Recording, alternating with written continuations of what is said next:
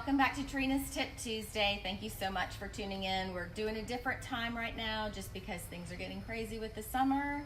We are here at McClay Gardens, and this is the first of our curb appeal series. I'm here with my friend Adam Fielder from Fielder's Landscaping and Tree Service.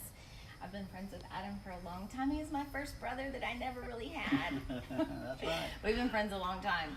So he's here to talk about curb appeal, what plants are good, tree service, a little bit of erosion stuff. It is hurricane season, so it's also selling season. So he's the perfect expert to talk to us about some things to do for the most bang for your buck to get your house looking good and prepared for hurricane season.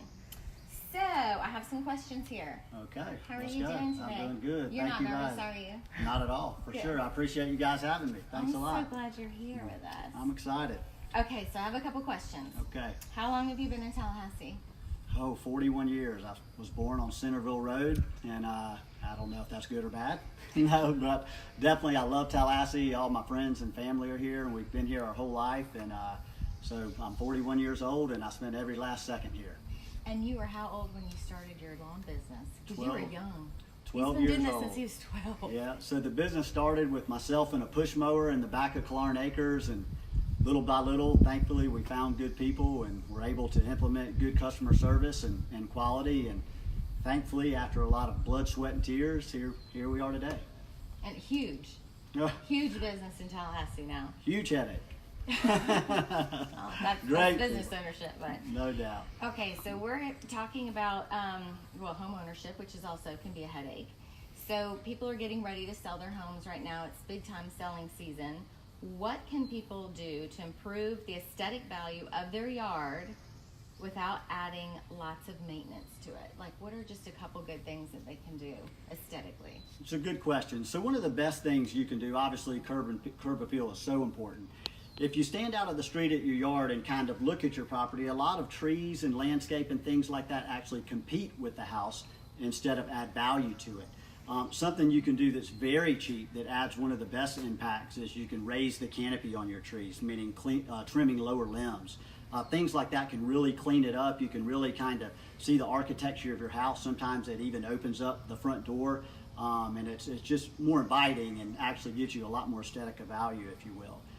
In conjunction with that, one of the biggest mistakes in landscaping is we buy small plants that are small, and when they're young, we think they're very cute, and then we plant them, and then all of a sudden they're 15 feet by 15 feet, and 5 to 6 to 10 years down the road, when That happened at my house, remember? Absolutely, right.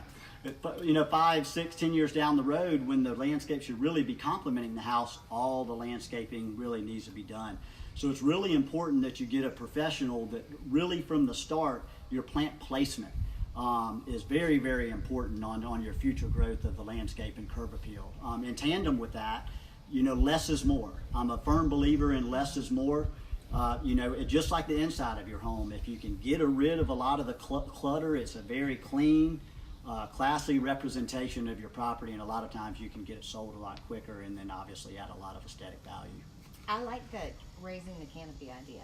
That was probably one of the best things that we did a few years ago. It probably needs to be done again. Because I started feeling like when we were coming home, we'd come down the driveway and kind of go into this hole. Sure. And so once we did that and limbed everything up and you could see the house from the street again and you could see it coming down the driveway, it just really did make everything look so much beautiful, so much more beautiful. Yeah, absolutely. Hands down, your tree trimming and raising of the canopy of your trees just to get a better shot of your house from the street, which is obviously equates to curb appeal. Mm-hmm. There's really nothing you can do cheaper than that to make the biggest impact. You could trim, try not to trim too much. You can start with minor trimming and then step back, back out to the street and look at your property from at a glance. Sometimes the further away you are, the better.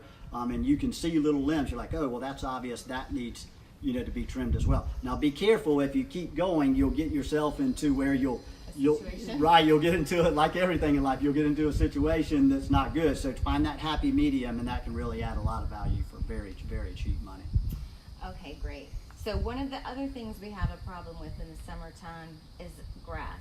Sure. And it, right now it's been so hot and we have had no rain whatsoever, but a lot of times we get to the point where we've had so much rain, our grass rots. So how do we keep it from eroding away?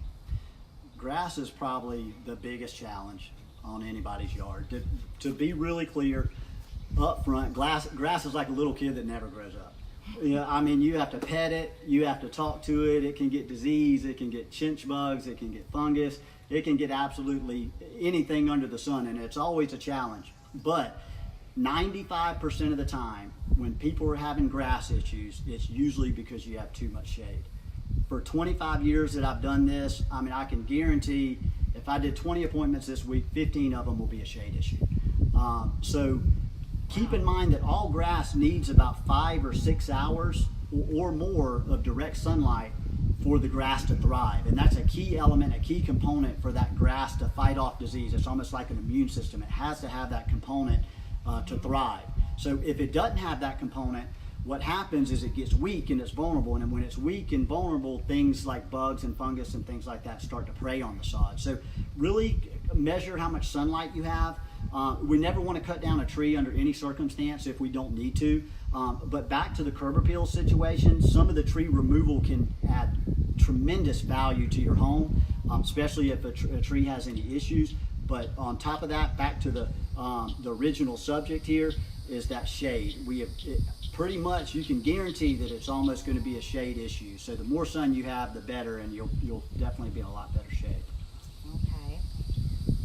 Sometimes we can't do anything about that. I mean, because look at, these are the trees we have in Tallahassee. Sure. So sometimes you can't really, prevent that. You're right. That's a good point. And especially if you have big, beautiful live oaks or you have big, pretty magnolias. So sometimes you can do some thinning of the tree. Obviously, you want to get a professional arborist to assess the tree and make sure that you're going in the right direction on it.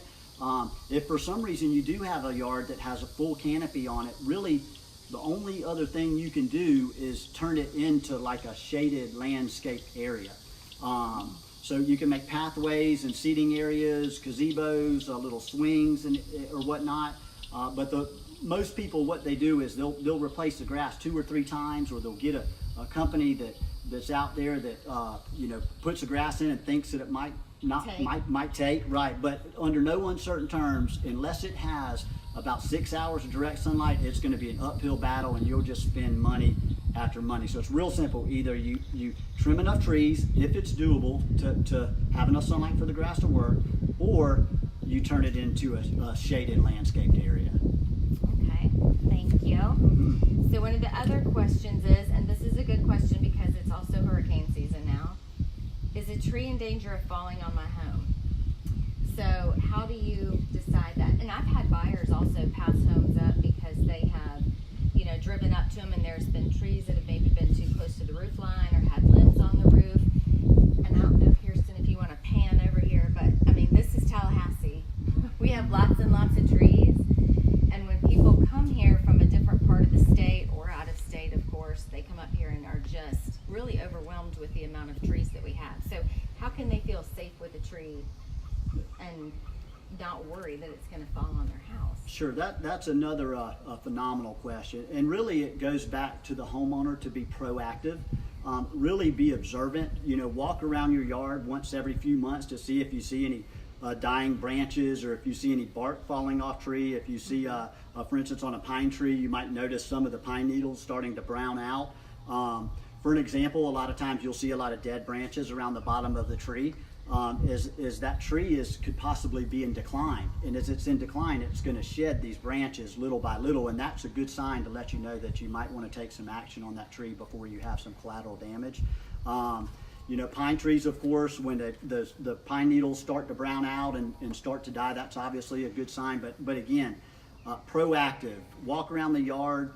Any leaning trees that you might see the base of it, especially from the recent hurricanes we've had, where the root systems along the back of the tree are maybe heaved up a little bit, or it's hanging over the tree. Obviously, any rotten branches, things like that we call in our industry a hazard trim that we do on a lot of branches that are decaying and things like that. But really, not to beat a dead horse, but just be observant. In the grass as well. If you don't catch the grass up front, it snowballs into a bigger problem, and then you can sometimes fix it for $150 spray job that could turn into thousands of dollars for replacement. And on the trees, if you don't catch it early, of course, they could fall on your house, or heaven forbid, a child. Or, yeah, that's true. Okay, last question. This is about water erosion. And I can't see it now. It just went away.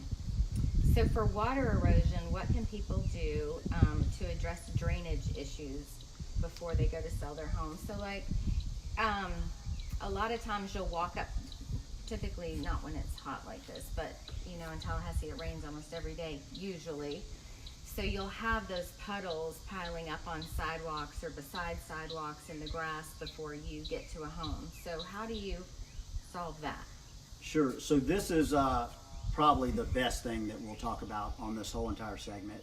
Of my 25 years, I get hired a lot for my professional opinion for legal cases. I get subpoenaed a lot for depositions, for professional witness to come in and my statements on exactly what should have happened and how this situation transpired and things of that nature.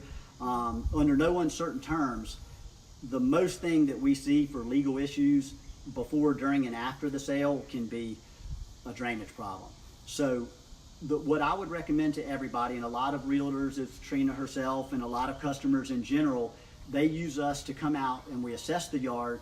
We have a $100 charge to assess the yard, to assess all drainage problems, so you can get yourself in a scenario where you won't lose your buyer if your house is under contract because there's a drainage problem that needs to be remedied.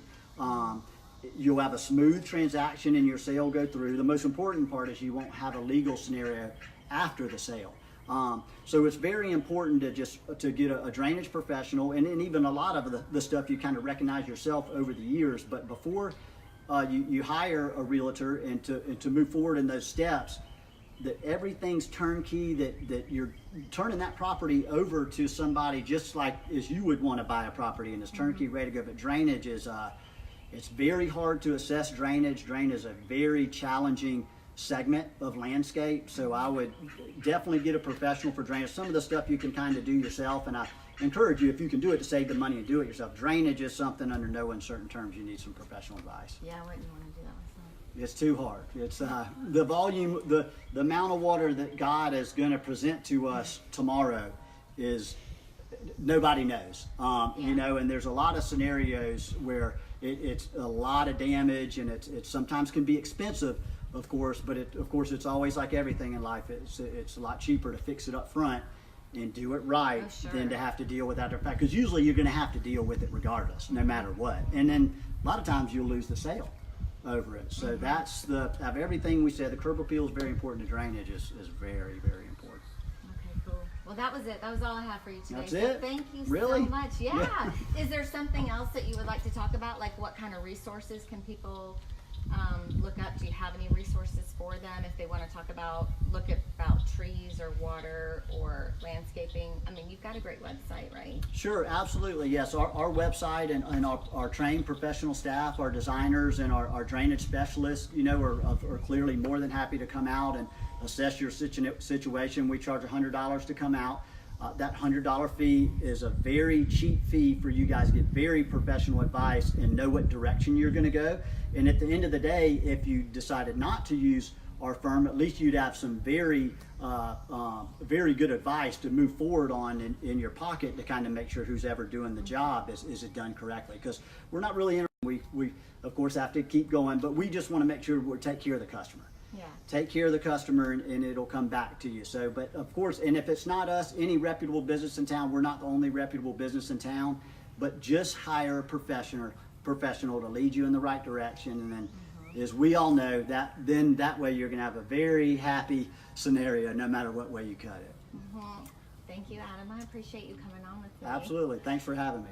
Okay, we'll be back in a couple weeks for part 2 of our curb appeal segment, and we're going to put all of Adam's information on our Facebook page, so it'll be really easy for you to click and get to his website and to his designer and tree service and anything else you need that he's talked about today. Thanks, guys. See you in a couple weeks. Bye. Thank you.